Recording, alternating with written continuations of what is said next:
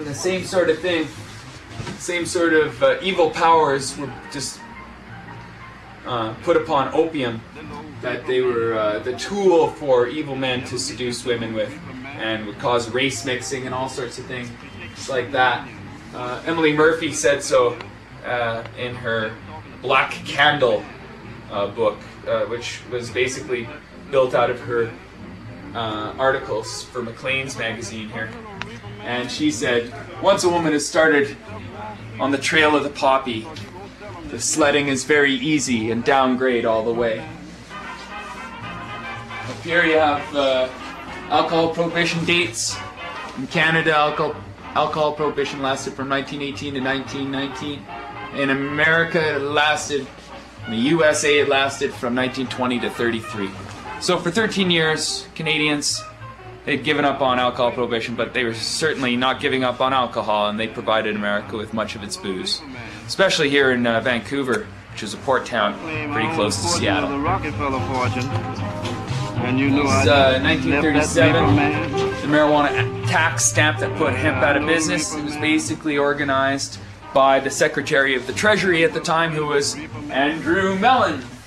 And Andrew Mellon was also DuPont's banker, and DuPont had just happened to have patented nylon in 1937, just in time to take advantage of hemp not being there anymore to supply all the rope.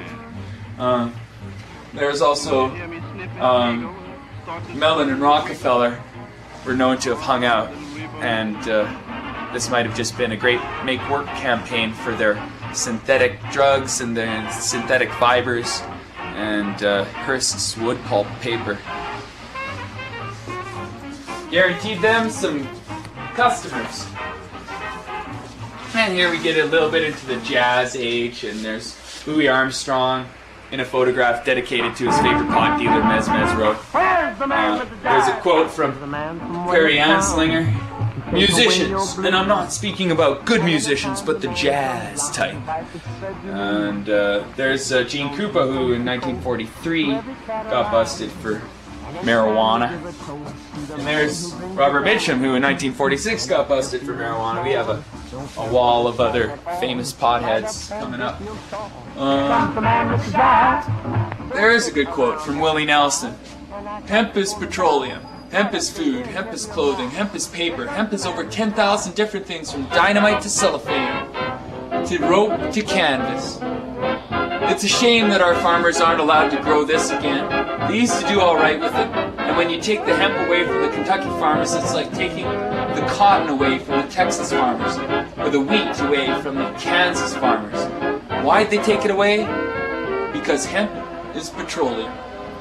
Hemp is petroleum. It's big business again. Yes, and Willie knows what's going on.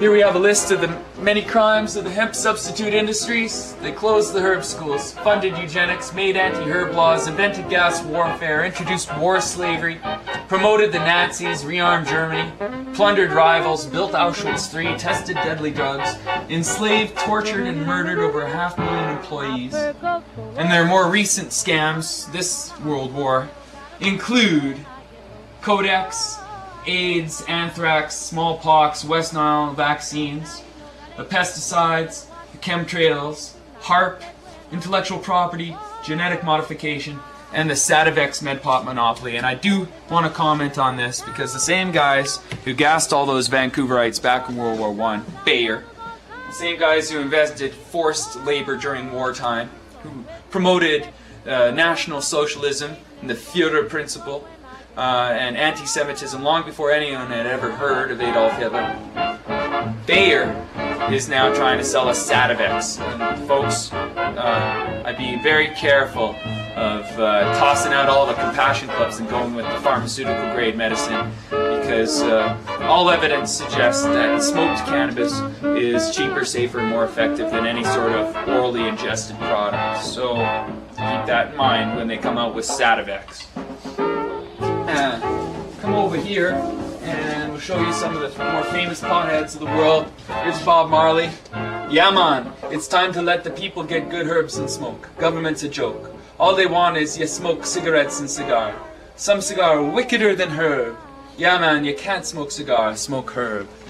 There's a ringing endorsement from Mr. Bob Marley himself, and of course Peter Tosh and Prime Minister Trudeau, John Lennon, Lenny Bruce, Bob Dylan, Mick Jagger. All these amazing, amazing souls were cannabis aficionados, and it's good to keep that in mind. Welcome to the school here.